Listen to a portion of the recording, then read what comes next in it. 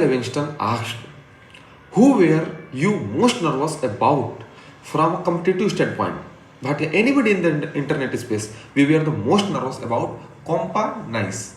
Like Netscape, because Netscape was building email servers and they would provide web-based access to their servers. Their whole point was that they provided web-based management to servers that you could set up. So as system administrator, you could check to see how many had people signed up or whatever, but they were not offering web-based mail to the people. The good news was that a lot of people said, I'm not sure. Email is a browser-based product. Email is based on an email client like Outlook Express. It does not belong to the browser. That's what Jerry Young said at the Yahoo. We were like, great. We had no competition from them for the first 8 months or so till we reached a certain point, and then they had no choice but to buy a company.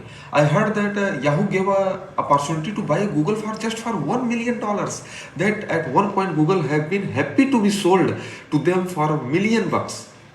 Then Livingston asked, Yahoo ultimately wound up by buying Rocketmail. They were your first real competitor, right?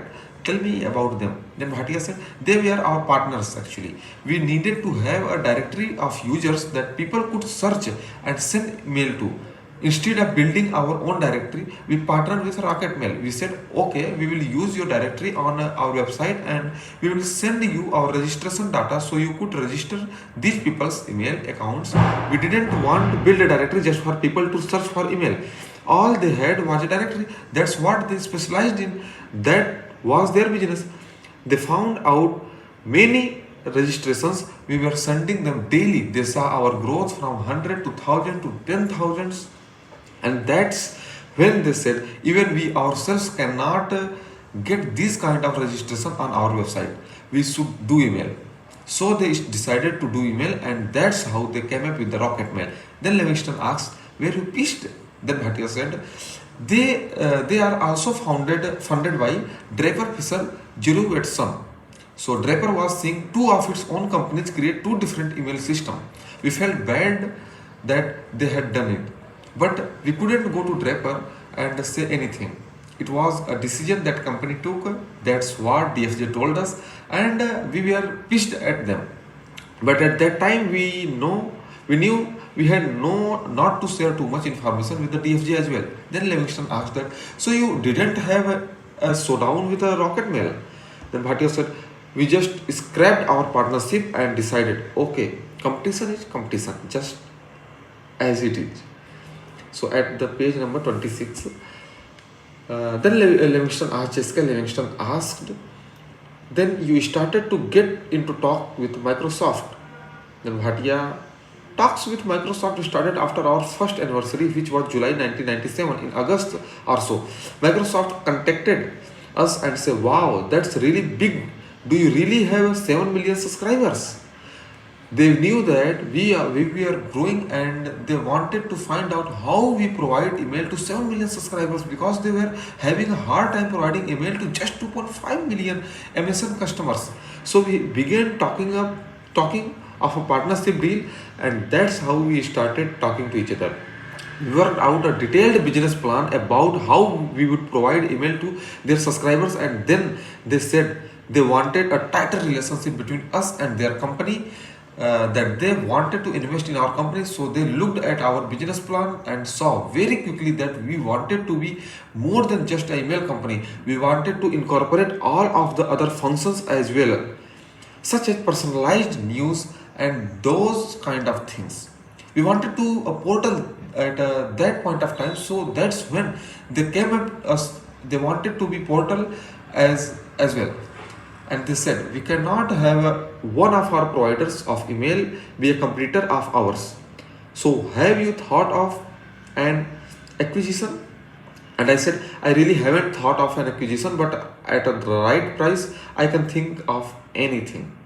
Then Livingston said that, tell me about the negotiation process. Then Bhatia said, they called us to the meet with the Bill Gates, on October 13, 1997, and we were shown the Microsoft campus headquarters, the whole works. We were taken to the Bill's office, met with him, and then we were taken to a room with a gigantic table, and there were about 15 Microsoft negotiators sitting in the other side, business development people, lawyers, accountants, all of them. They gave a presentation about how much they liked the company and this is that. And they said they wanted to buy us and placed an offer of 160 million. I knew that was the opening shot and I said, thank you very much for making an offer. We really like your company and your the fact that you liked us so much. We will go back to our board and discuss and get back you too soon. And the CFO said, come on, is that in the right ballpark? He wanted me to open my mouth, but I was told beforehand that if I opened my mouth, there was no way I could negotiate with so many people. It was just the there of us, Jack Smith, myself, and our VP, venture of marketing, VP of marketing. Then Livingston asked, the VCs gave you the liberty to negotiate, right? That surprised me. Means most of the time VC don't give negotiation to you. They actually negotiate from their side. Then Bhatia said that luckily it was very early on and we been burning through a lot of cash and had we been around for a while, they probably would have put pressure on us. But we were under no pressure at that point of time. Then Livingston said that what drove you to keep on negotiating until you got 400 million? Page number 27. Bhatia, once you have got a lead in terms of subscriber base, that is unaccessible, it can't be replicated easily. So I knew even if they started developing the product, I have no doubt in my mind that they could have developed it. So many engineers and smart people in the Microsoft. At the time, they had something like 16,000 engineers and I had total of 60 people in the company, only 14 engineers. So it would have been easy to pick 15 guys from 1600 and build this product. But I knew we had that momentum behind us and that is very hard to replicate. Because this is the unique selling product, this is their USP. Then Livingston asked, you arrived in this country with only $250 in your pocket. Wasn't it tempting for you to agree to sell for say 300 millions? Then Bhatia said, once you have tested this kind of success, once you have tested that it works, that you have got subscribers who are telling it's good, you know you are going to get there. In fact, that's exactly what happened. That's that 6-month lead that we had already over any of our competitors today has translated into about a 50 to 100 million user lead. See how they did to lousy job of providing email to their 2.5 million subscribers. I also knew that they didn't have the technology in their house, because if they did, they wouldn't have been asking to license this from us. If we had gone to the license route, I think we would have been big as a Google, because that's what Google did, right? Initially they said we have got search, why don't we license search to everyone else? That was their original business model. They licensed it to Yahoo, Microsoft and AOL and grew big based on their subscribers. Do you wish you had gone the licensing route? But you know, it would have been a lot more difficult because the cost of providing email was much higher than the cost of providing search, even though search is far more profitable than email in terms of the advertising monetizability of search. Because when somebody searches, they are looking into find something, they are in the mood to click. Email is more of the destination. When you are doing email, you don't want to be disturbed by what's on the right, what you want to read, whatever your friend has written to you. So it's the end product. It's not a click-through kind of product. So I don't know where we would have been in. Had we done that? Livingston then asked, looking back on your experience with Hotmail, what surprised you most? Then Bhatia said, I think I knew that Hotmail was going to become successful one day. I was just shocked that all of happened in a span of 20 months, from start to finish. Those kind of things don't happen very often. from the time you start to the time you see an exit in a less than 2 years. That's what shocked me. And I have not been able to replicate that kind of meteoric growth and success yet. I was lucky also, I was at the time, place, at the right time. I have been thinking about new ideas and new companies in the last 5 years and have been working on some really exciting things. But I don't think that any one of will become successful in that short period of time. Page 28. Then Livingston asked, web-based email was one of those big ideas that was waiting right under people's nose. Why did you and Jack come up with the idea first? Bhatia, I don't know why. Let me tell you one another thing about the internet. There are thousands of such ideas under our nose, even as speak. Why things happen, I just don't know. Maybe somebody has a need, and in our case, we had a need. That's what triggered the idea. Sometimes ideas are born out of necessity. You solve a problem for yourself, and you hopefully solve it for number of other people's too. The one lesson that I have learned in my experience while I did Hotmail, and since I have done Hotmail, as you have got to on the customer came to us for free at Hotmail. Even though they were free customers, they what the last 10 to 15 years of my experience of internet has taught me is that it's okay if you don't monetize them right up front. Eventually you will be able to, but having that customer base and being able to tap into that customer base and upsell them on service or advertise, you can always make money of them. Then Livingston asks, is there any advice you would give to someone thinking of starting a startup? This is a very important thing, Bhatia. The general piece of advice which fairly modern and oft repeated is, make sure you write a business plan because it will crystallize your thought to communicate your ideas with somebody else. Make sure that once you have written your business plan, you have somebody read and critique it and ask you questions. And doesn't have to be a cookie cutter business plan with glossy pages and lots of information.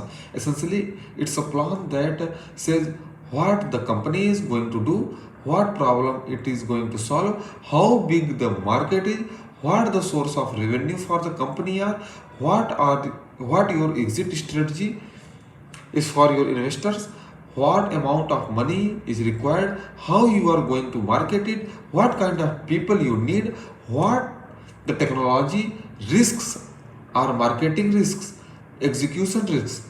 Those are the fundamentals of what goes into the business plan. And many people have it in their heads but don't write it down. Just write it down. Second is, don't try to change user behavior dramatically. If you are expecting people to dramatically change the way they do things, it's not going to happen. Try to make it such that it's small change, yet it an important one. For example, the reason that Hotmail succeed was because people were accustomed to going to different websites. All they had to do was put in their name and password and little bit of information and they got an email account. So in that regard, it was the ease of use of getting online and having an identity. The other reason why Hotmail became a kind of like its own phenomenal PR was every time somebody sent an email out, it was sent from @hotmail.com. That's of huge branding value to have that moniker in the people's email IDs. So when people would give a business card to somebody, that said @hotmail.com. It perpetuated the brand and page 29. And the other lessons are, you have got to own the customer and make sure there is a full loop between the product and that is it has the least amount of resistance before you get into the end customer. Do partnerships with Google. Do partnerships. What Google did with the partnerships and phenomenal, giving the search away to the companies, away to the other companies, to help them make their so-called portals. But in the end, Google got the customer because they got the branding. Then Livingston asked, you were a programmer. How did you learn how to write a business plan? Tell me about the one you wrote for the hotmail, Bhatia. There are something that even though you go to school for a certain region and you gain skills are just natural talent that people have. One of the natural talent that I believe I have is the ability to communicate. A business plan is nothing more than your own communication to a person, not sitting in front of you an imaginary person who will read it. Try to answer every possible question that the person could raise. That's the description of business plan really. I didn't take any formal lesson. I just sat down and I wrote about the problems we were trying to solve, and two paragraphs describe World Wide Web and how it had grown and what its future potential could be. I said, this is the problem today that we are trying to address. This is how we hope to address it. Was this idea with this idea. This is how hope to monetize it, and this is what the page impressions are able to fetch you in the print world. If you translate into the online world, this is how it will happen, and that's it. That was the core of our business plan. I wrote it in one night, and the next day I went to work looking really sleepy and tired. My boss said, another one of those days of late night partying. I'm like, yeah, something like that. He said, all right, you will be productive only in the afternoon. Take the morning off. Little did he know that I was actually up all night writing a business plan, not partying. That's very good lesson I have got from here, that you must have to write the business plan first thing, and don't be ashamed of to communicate. Always try to communicate better in the front of an imaginary person in front of you. Means it is like a self-talk with some imaginary person sitting next to you, and try to answer all the questions probably could asked from their side, and express the whole of positive, whole of negative ideas in front of them. Maybe in the real moments you will not going to raise your negative points, but in the imaginary world you can communicate from your positive and negative points too. And if you are able to answer those sort of questions, those complicated questions too, then definitely you have very strong base on which you can flourish your business plan. So that's it. This is the story of Hotmail, how Hotmail has started, how they have tied with the Google, how they have made the web-based email services, and how they partner with the Yahoo and partner with the Microsoft. And there is one interesting things I got that Yahoo had offered to the Google to buy it for just for $1 million, and the Google will become very happy to be sold at just for $1 million.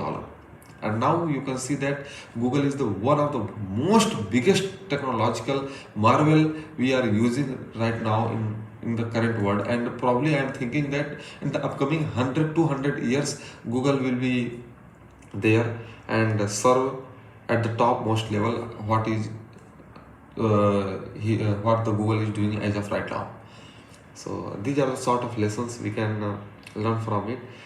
And thanks to Jessica Livingston, who has brought up this kind of such a wonderful piece of information through the book Founders at Work to us.